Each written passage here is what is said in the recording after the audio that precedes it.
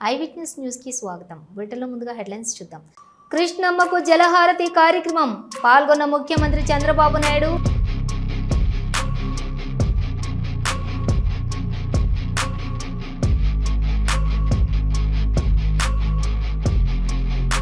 Payroll కేసును మారల్చడానికి మరో డ్రామాకు తెరలేపిన కూటమి. కోటమిరెడ్డిపై మాజీ మంత్రి కాకాని గోవర్ధన్ రెడ్డి విమర్శలు. విశాఖలో నారా లోకేష్ ప్రజా దర్బార్ కార్యక్రమం. ప్రజల నుండి వినతులను స్వీకరించిన మంత్రి నారా లోకేష్.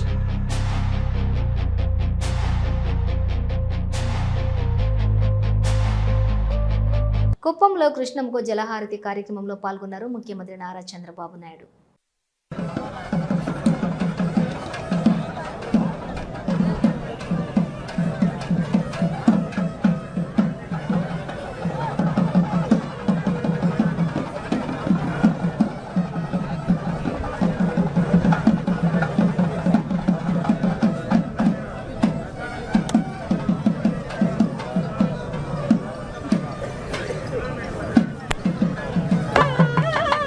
మేళాలు ఆడిచ్చారు జనరల్ ఆడియో.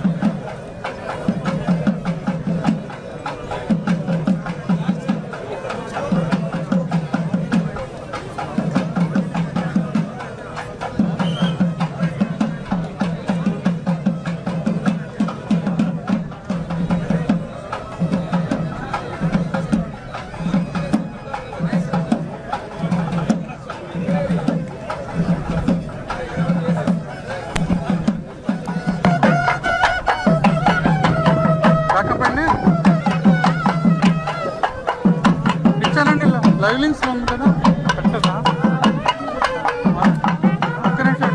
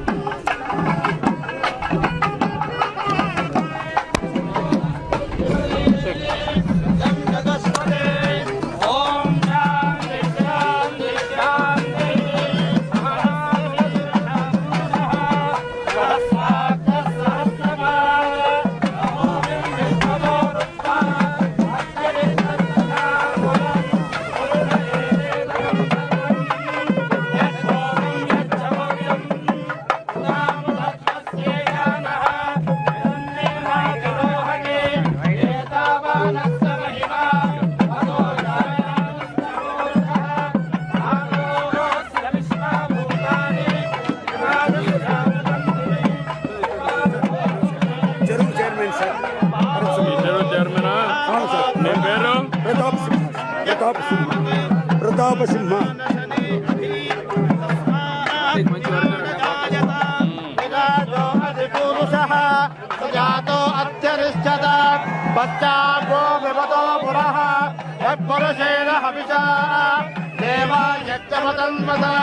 వసంతో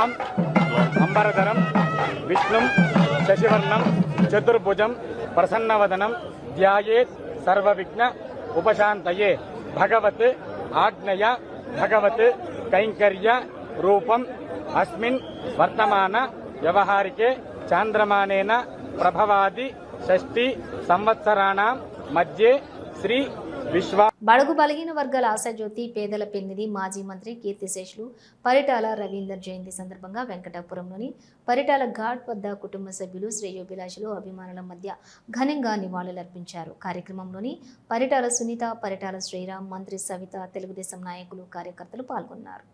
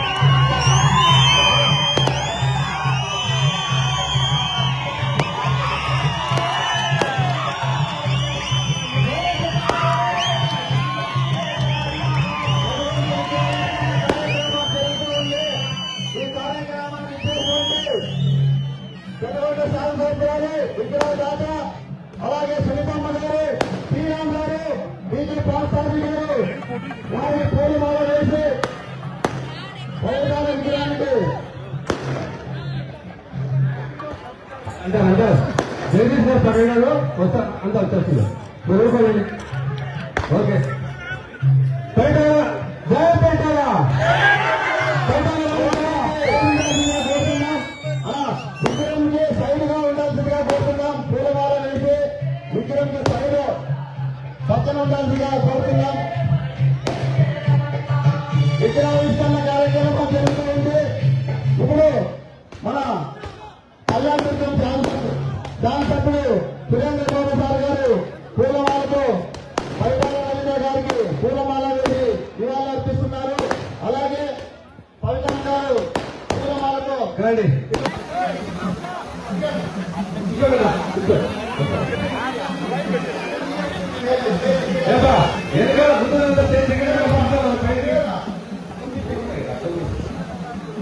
మీరే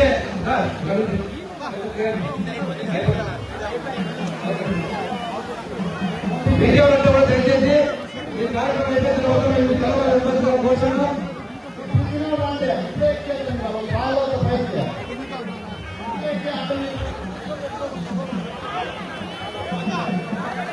అయిపోయిందా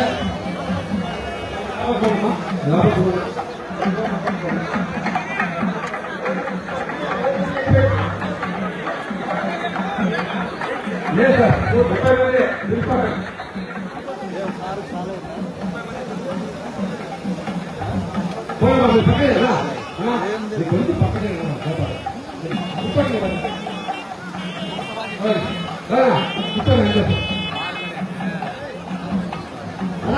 ఫోటో మళ్ళీ తీసుకుంటున్నాక చెకింగ్ టైం ఉంది. ప్రోగ్రామ్ అయితే 5 ఫోటో తీసుకున్నా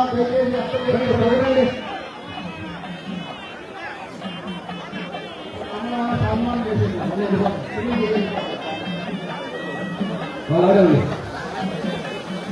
పిలుస్తా అందరూ పిలుస్తా సభ ముందుగా దయచేసి అందరూ కోఆపరేట్ చేయండి. తెలుగుదేశం పార్టీ నాయకులందరూ కూడా అలానే సీనియర్ అడ్వకేట్ గురుప్రసాద్ గారిని వేదిక రాజు ఆహ్వానిస్తున్నాం. అలాగే తిరుపతి ఆనంద నాయుడు గారిని వేదిక రాజు ఆహ్వానిస్తున్నాం.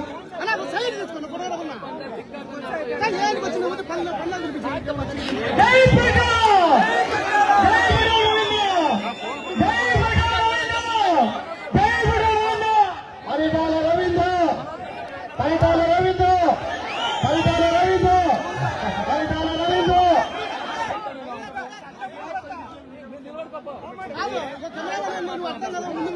ఈరోజు మన పెనుగొండ మాజీ శాసనసభ్యురాలు శాసనసభ్యుడు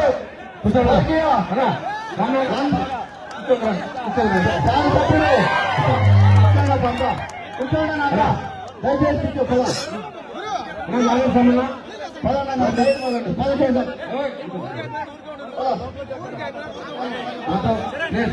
వచ్చిన అతిథులందరికీ కూడా వివిధ స్థానిక నాయకులతో సన్మాన కార్యక్రమం ఏర్పాటు చేయండి.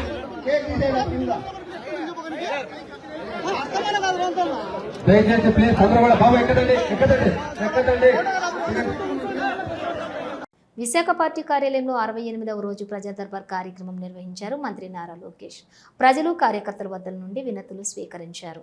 ఉత్తరాంధ్ర తీర ప్రాంతంలోని వాడబలిజే మత్స్యకారులకు బోట్లు వలలు అందించి ఆసరాగా నిలవాలని వారు కోరారు. ఆయా సమస్యలను పరిశీలించిన తగిన చర్యలు తీసుకుంటామని హామీ ఇచ్చారు నారా లోకేష్.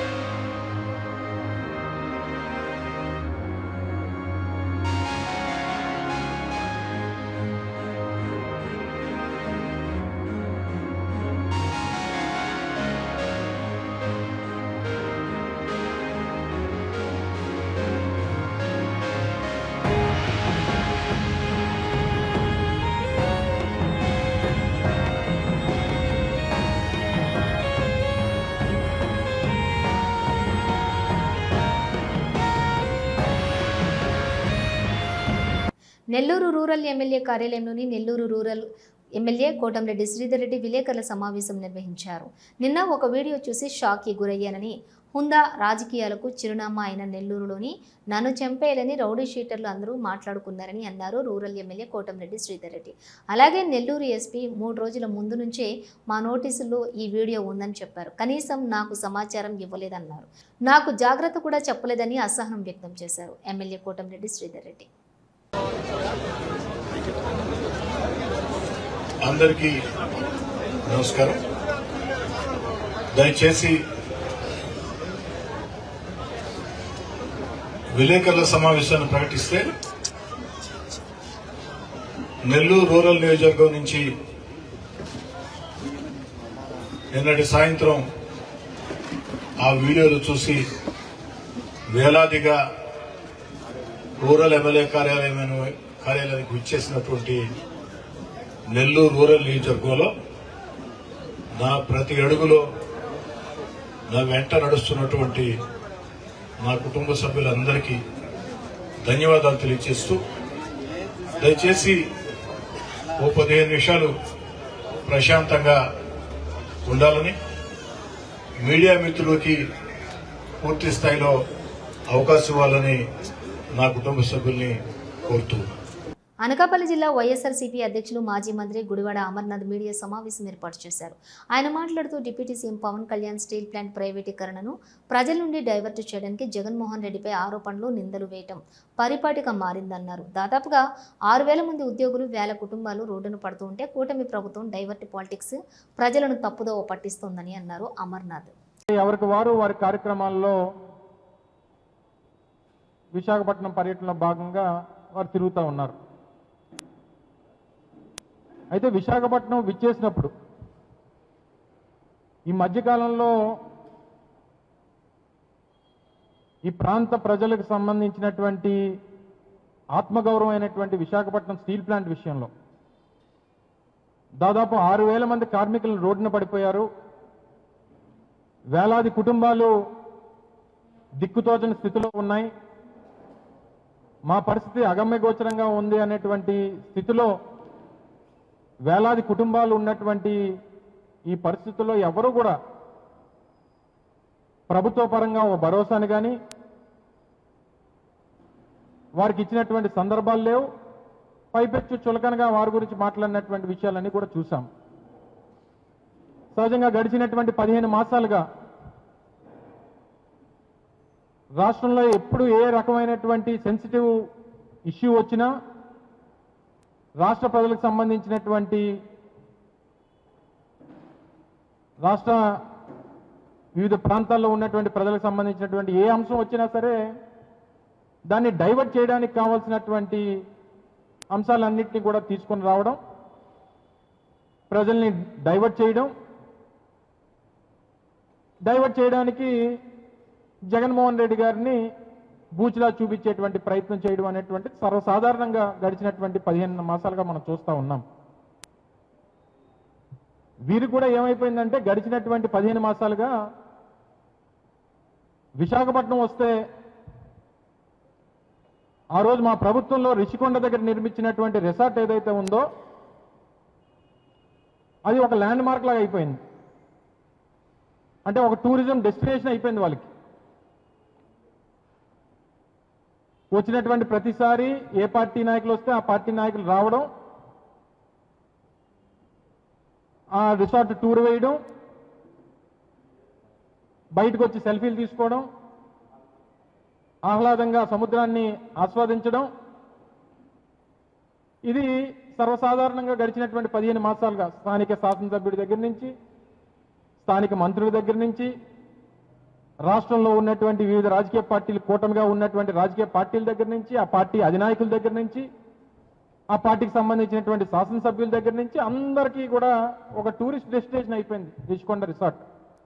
చంద్రబాబు దగ్గర మార్కులు సంపాదించడానికి జగన్మోహన్ రెడ్డిపై ద్వేషపూరితంగా మాట్లాడడం సరైన పద్ధతి కాదంటూ నెల్లూరు రూరల్ ఎమ్మెల్యే కోటంరెడ్డి శ్రీధర్ రెడ్డికి సూచించారు మాజీ మంత్రి కాకాని గోవర్ధన్ రెడ్డి. మీకు ఏం లావాదేవీలు ఉన్నాయో మాకు తెలియదని, మీ గురించి మాట్లాడిన వారు మీకు తప్ప మాకు తెలియదు, వారి గురించి అని తెలిపారు. మీ మధ్య ఆధిపత్య పోరుంటే మీరు చూసుకోవాలి తప్ప మాపై నిందలు వేయటం తగదని విమర్శించారు కాకాని గోవర్ధన్ రెడ్డి. పెరోల్ విషయాన్ని డైవర్ట్ చేయడానికి ఈ డ్రామాలు మొదలుపెట్టారని విమర్శించారు ఆయన.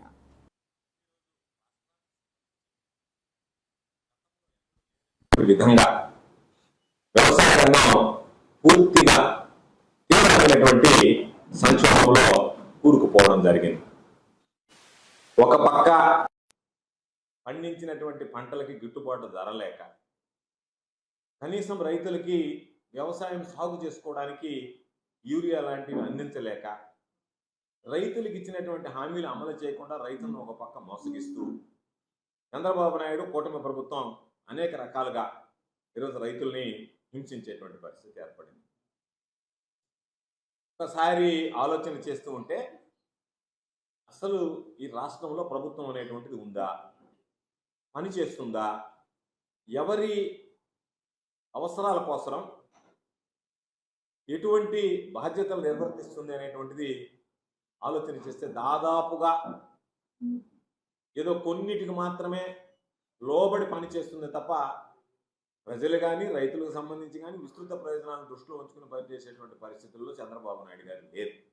ఎందుకంటే చంద్రబాబు నాయుడు గారు ఇప్పుడు కూడా విన్నాం మనం అనేక సందర్భాల్లో, నాది చాలా పెద్ద విజనరీ, నేను చాలా పెద్ద విజన్ కలిగినటువంటి వాడిని అని చెప్పి నేను అడిగేది, చంద్రబాబు నాయుడు విజన్ అనేటువంటిది కనీసం రైతులకు యూరియా ఇవ్వలేనటువంటి నీ విజనరీ, నీ విజన్ దేనికి పనికొస్తుంది ఆంధ్ర రాష్ట్రానికి అని చెప్పి సమాధానం చెప్పాల్సినటువంటి అవసరం ఉంది. దాదాపుగా 65% మంది రైతులు వ్యవసాయం మీద ఆధారపడి ఉంటే ఈరోజు వ్యవసాయ రంగం పూర్తిగా నిర్వీర్యం అయిపోతుంటే దాని గురించి సమీక్షించేటువంటి సమయం లేకుండా ఒక పనికిమాలి న్యాయం చేయాలి, రైతులకు అండగా నిలవాలన్నటువంటి ఆలోచన కనీసం లేకుండా పోయింది. నిద్ర లేచినప్పటి నుంచి రైతు ప్రయోజనాల గురించి ఆలోచన చేసేటువంటి సమయము, తీరిక, ఓపిక లేదు. ఏ విధంగా కలెక్షన్లు రాబట్టుకోవాలనేటువంటి ఉద్దేశంలోనే దగ్గర ముఖ్యమంత్రి దగ్గర నుంచి, ముఖ్యమంత్రి కార్యాలయం దగ్గర నుంచి కింద స్థాయి ఎమ్మెల్యేలు, చోటా మోటా నాయకులు దాకా ఏ విధంగా మనం దోచుకుందాం ప్రజలకు సంబంధించి అనేటువంటి ఆలోచన తప్ప ఎవరి అవసరాలు తీర్చాలనేటువంటిది పూర్తిగా దాని మీద దృష్టి పెట్టేటువంటి పరిస్థితుల్లో లేదు. కూటమి ప్రభుత్వానికి ప్రజలు ఉద్వాసన పలికే రోజు తప్పకుండా వస్తుందని అన్నారు పల్నాడు జిల్లా వైఎస్ఆర్ కాంగ్రెస్ పార్టీ కార్యనిర్వాహక అధ్యక్షులు డాక్టర్ గోపిరెడ్డి శ్రీనివాసరెడ్డి. తెలుగుదేశం పార్టీ నాయకులు ఒత్తిడితోనే వైఎస్ఆర్ కాంగ్రెస్ పార్టీ కార్యకర్తలపై అక్రమ కేసులు బనాయిస్తున్నారు పోలీసులని విమర్శించారు. మాకంటూ ఒక రోజు వస్తుందని, మాకు అధికారం వచ్చిన రోజు వైఎస్ఆర్ కాంగ్రెస్ పార్టీ కార్యకర్తలపై అక్రమ కేసులు పెట్టిన వారిని ఎవరిని వదిలిపెట్టమని హెచ్చరించారు. ఈ నెల 23వ తారీఖు రాత్రి తెలుగుదేశం పార్టీ సంబంధించి శ్రీనివాస గిరిజన కాలనీలో నివసిస్తున్న తెలుగుదేశం పార్టీ సంబంధించి శివకృష్ణ అనే వ్యక్తి తన ఇంటి మీద తన అనుచరులతో బాంబులు వేయించుకొని, పెట్రోల్ బాంబులు వేయించుకొని అన్యాయంగా, అక్రమంగా వైఎస్ఆర్ కాంగ్రెస్ పార్టీ వాళ్ళు వేశారని చెప్పి 4 వ్యక్తుల మీద ఒక కంప్లైంట్ రైజ్ చేయడం జరిగింది. తెల్లవారుజామున 4 ఆదివారం తెల్లవారుజామున అంటే 24వ తారీఖు ఆదివారం ఉదయం 4 గంటలకి పోలీసులు వచ్చి మా వైఎస్ఆర్ కాంగ్రెస్ పార్టీ నా కార్యకర్తలైన ఈశ్వరెడ్డి, మల్లి, సాంబశివరావు, గోపి అనే 4గురిని శ్రీనివాస గిరిజన కాలనీ నుంచి పోలీస్ స్టేషన్కి తీసుకురావడం జరిగింది. ఏమిటి వీళ్ళు ఏం చేసి నిద్రపోతున్న వాళ్ళని లేపి, అంటే తప్పు చేస్తుంటే, నిజంగా ఏదైనా తప్పు చేస్తుంటే వాళ్ళు ఇంట్లో ఉంటారా? అసలు వాళ్ళు ఇంట్లో నిద్రపోతారా? ఆ మాత్రం వాళ్ళకి ఇంగిత జ్ఞానం లేదా? అలాంటిది కూడా కాకుండా వాళ్ళ మీద అన్యాయంగా కేసులు పెట్టాలని చెప్పి యలమంద తెలుగుదేశం పార్టీ ఇన్ఛార్జి ఎర్మాస్ ప్రసాద్, అట్లానే ఈ శివకృష్ణ ఇద్దరు కూడా కలిసి అన్యాయంగా కేసు పెట్టడం, కంప్లైంట్ ఇవ్వడం జరిగింది. పోలీసులు కూడా ఆ రోజు ఆదివారం సాయంత్రం దాకా ఉంచి మేము సీసీ ఫుటేజ్ అన్నీ తెప్పిస్తాం, సీసీ ఫుటేజ్ చూసి ఎవరెవరు ఉన్నారో వాళ్ళ మీదనే పెడతాం సార్, అన్యాయంగా పెట్టమని నాతో చెప్పడం కూడా జరిగింది స్వయంగా. ఆ రోజు సీసీ ఫుటేజ్లు చూశారు, ఎక్కడా కూడా ఎవరు లేరు, వీళ్ళు 4 కూడా లేరు. కాకపోతే మీడియాలో వచ్చింది, వైరల్ అయింది. అంటే టీవీ5కి వీళ్ళే టీవీ5కి ఇచ్చారు, వాళ్ళు ఎల్లో మీడియా కదా, దీన్ని ప్రచారం చేయాలని చెప్పి వైఎస్ఆర్ కాంగ్రెస్ పార్టీ మీద ప్రచారం చేయించి ఇది మీడియాలో వచ్చింది, ఒక చిన్న కేసు కడతామని చెప్పి స్వయంగా చెప్పడం జరిగింది.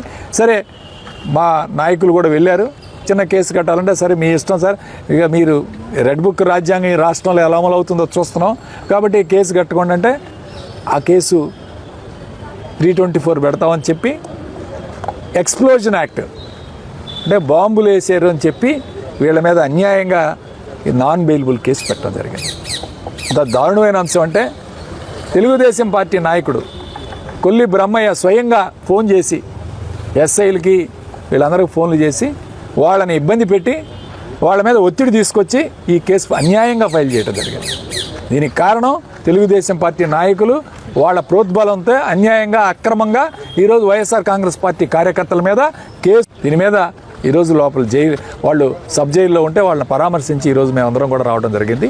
ఒకటే చెప్తున్నాం, ఇలాంటి అన్యాయాలు, ఇలాంటి అక్రమాలు, ఒడిదుడుగులు ఇవన్నీ ఎదుర్కొంటాం, ఖచ్చితంగా ఎదుర్కొంటాం వైఎస్ఆర్ కాంగ్రెస్ పార్టీ. మేము ఒకటే చెప్తున్నాం, మాకంటూ ఒక రోజు వస్తుంది, ఆ రోజు మాత్రం తప్పకుండా మీరందరూ బాధ్యత వహించాలి, మీరందరూ గుర్తు పెట్టుకోవాలని చెప్పి ఈరోజు హెచ్చరిస్తూ ఉన్నాం. ఖచ్చితంగా ఒకరోజు ఎందుకంటే ఈ ప్రభుత్వం చేస్తున్న అన్యాయాలు అక్రమాలు ప్రజలకు ఇప్పటికే తెలుసు. సో ఖచ్చితంగా ప్రజలు ఈ ప్రభుత్వానికి ఉద్వాసన పలికే రోజు తప్పకుండా వస్తుంది. ఖచ్చితంగా ఆ రోజు గుర్తుపెట్టుకుంటాం. ఎవరైతే ఈ అక్రమంగా కేసులు పెట్టారో వాళ్ళు తప్పకుండా బాధ్యత వహించాలి అని చెప్పి ఈరోజు మేము గుర్తు చేస్తూ కొంచెం న్యాయ పోరాటం చేస్తున్నాం. వాళ్ళందరినీ కూడా బెయిల్ ద్వారా బయటికి తీసుకొచ్చే కార్యక్రమం చేస్తాం. వాళ్ళకి అండగా వైఎస్ఆర్ కాంగ్రెస్ పార్టీ ఉంటుంది. అట్లానే మేమందరం కూడా అండగా ఉంటామని చెప్పి తెలియజేస్తూ సెలవు తీసుకుంటాం. హంద్రీనీవా ద్వారా రాయలసీమను సస్యామలం చేస్తున్నటువంటి అపర భగీరథుడు ఆంధ్రప్రదేశ్ ముఖ్యమంత్రి నారా చంద్రబాబు నాయుడు కొనియాడారు. జలవనరుల అభివృద్ధి శాఖ మంత్రి రాయలసీమ ప్రజలకు, కుప్పం నియోజకవర్గం ప్రజలకు శుభాకాంక్షలు తెలియజేస్తున్నానని అన్నారు మంత్రి నిమ్మల రామానాయుడు. రాయలసీమను సస్యశ్యామలం చేస్తున్నటువంటి అపర భగీరథుడు మన ఆంధ్రప్రదేశ్ రాష్ట్ర గౌరవ ముఖ్యమంత్రి వర్యులు నారా చంద్రబాబు నాయుడు గారికి, అదేవిధంగా వేదికను అలంకరించినటువంటి వేదిక ముందున్నటువంటి సోదర సోదరీమణులకు అందరికీ కూడా ముందుగా నా హృదయపూర్వకమైనటువంటి నమస్కారాలు మీ అందరికీ కూడా తెలియజేసుకుంటూ ఉన్నా. ముందుగా రాయలసీమ ప్రజలకు, కుప్పం నియోజకవర్గ ప్రజలకు హృదయపూర్వకమైనటువంటి శుభాకాంక్షలు, అభినందనలు తెలియజేస్తూ ఉన్నా.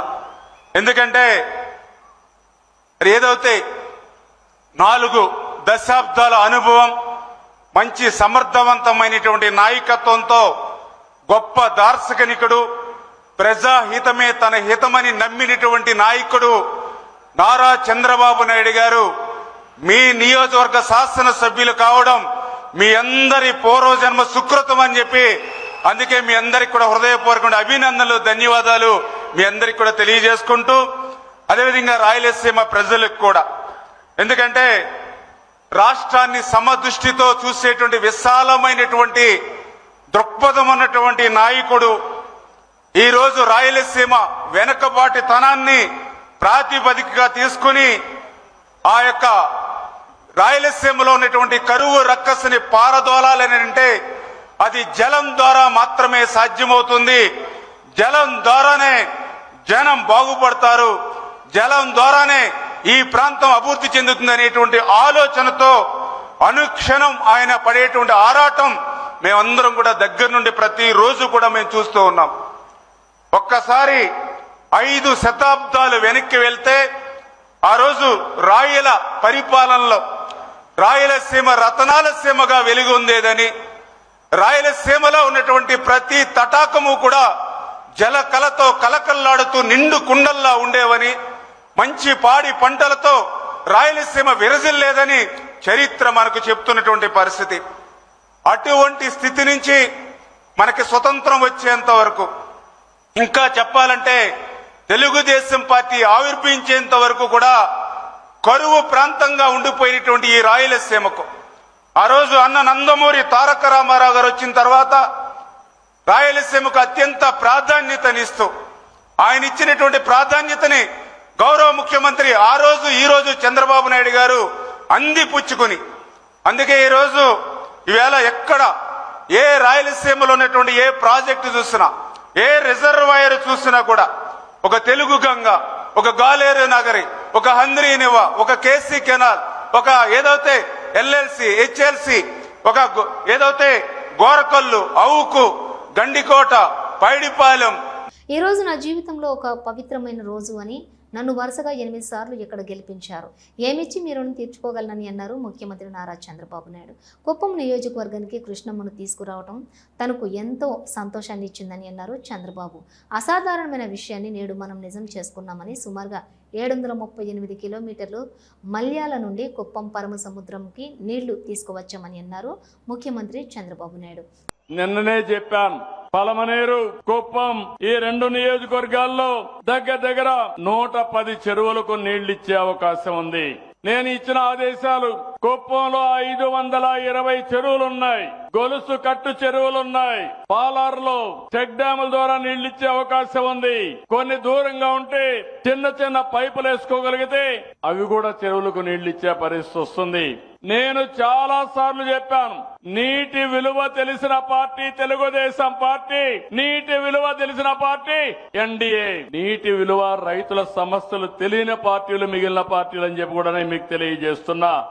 అసెంబ్లీ అంటే హేళన, తిట్లు, నవ్వులాట్లు ఇలాంటికే పరిమితం చేశారు. ఈ రోజు మనందరి ఆలోచన ఒకటే, చిత్తశుద్ధి ఉంటే ఏదైనా సాధ్యం. నీళ్లు అనేది జీవితం.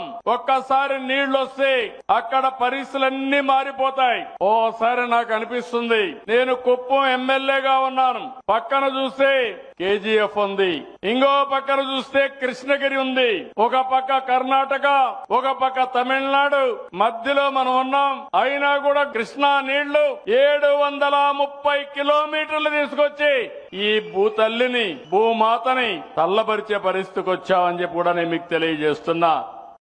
శ్రీకాళహస్తి ఆలయంలోని శనీశ్వర స్వామివారి అభిషేకం శాస్త్రోక్తంగా జరిగింది. తమ దోషాలను తొలగించుకోవడానికి భక్తులు శనీశ్వర స్వామివారికి అభిషేక సేవలో పాల్గొనడం జరుగుతుంది. అలాగే భక్తులు స్వామివారి అభిషేకాన్ని భక్తి శ్రద్ధలతోటి వీక్షించారు.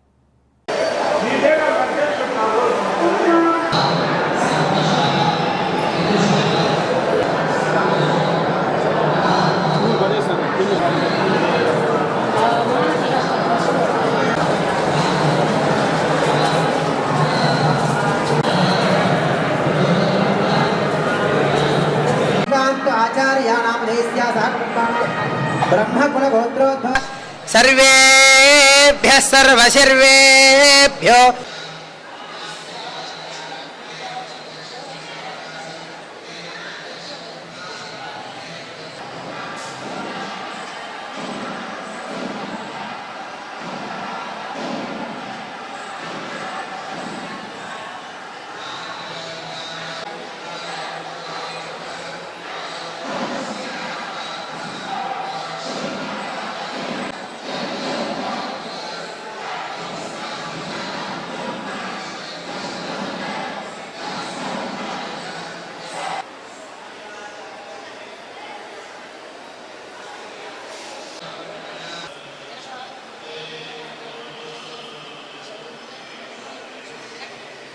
తిరుమల తిరుపతిలో శ్రీవారి నిత్య కళ్యాణం శాస్త్రోక్తంగా జరిపించారు వేద పండితులు. భక్తులు అధిక సంఖ్యలో పాల్గొని స్వామి అమ్మవార్ల కళ్యాణం కన్నుల పండుగగా వీక్షించారు. కర్మ అంగం మమ గృహస్థులు వారి యొక్క గోత్రాన్ని మనసులో స్మరించుకోండి. వారి పేరు, ధర్మపత్ని పేరు, కుటుంబ సభ్యుల పేర్లు, అందరి పేర్లు మనసులో స్మరించుకుంటూ స్వామివారికి వారి వారి కోరికలను విన్నవించుకోవాల్సింది.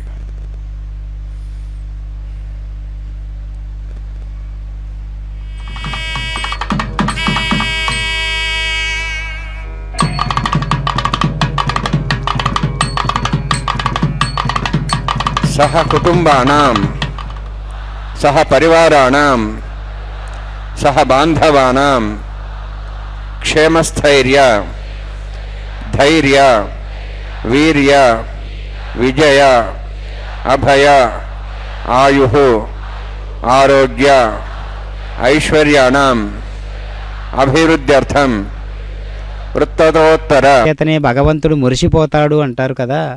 ఒక్కసారి కేశవ, మాధవ, నారాయణ, గోవింద, అచ్యుత, అనంత, ఆదిపురుష, అనాథ రక్షక, ఏడుకొండలవాడ, వెంకటరమణ, గోవింద గోవింద అనేటటువంటి దివ్యమైన నామాలతో స్వామివారిని కీర్తిస్తే ఆహా, ఆ పరిమళించేటటువంటి హృదయం మీద భగవంతుడు తిష్ట వేసుకొని అందరినీ కూడా ఆనందదాయకమైనటువంటి సచ్చిదానంద పరమాత్మగా ప్రతిస్పందిస్తారు అనట్లో ఏమాత్రము.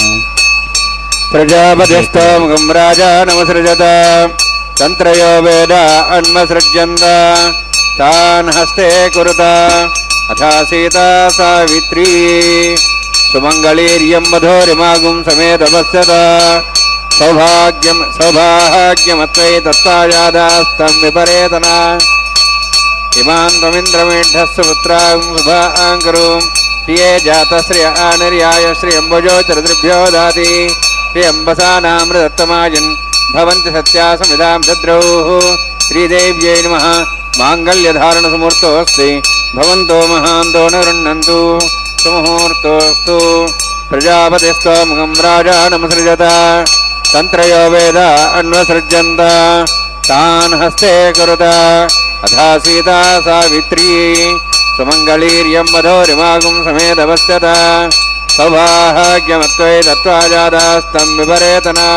మేదినీ దేవీ వసుంధరా స్యాత్ సదా దేవీ వాసవీ బ్రహ్మవర్చస పితॄణాం శ్రోత్రం చక్షుర్మణః. భూదేవ్యై నమః. మాంగళ్యధారణ ముహూర్తోऽస్తి భవంతో మహాంతో న గృహ్ణంతు సుముహూర్తోస్తు సుప్రతిష్ఠితమస్తు.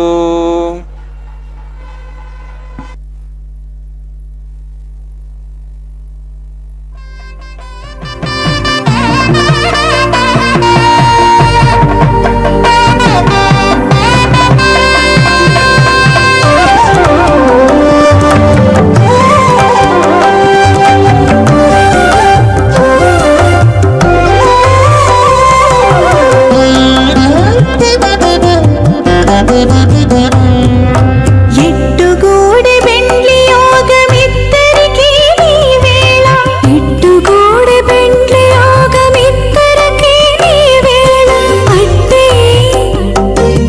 అట్టే లక్ష్మీ నారాయణయో. ఇవి బులెటిన్ విశేషాలు. మరో బులెటిన్తో మళ్ళీ కలుద్దాం. అంతవరకు చూస్తూనే ఉండండి న్యూస్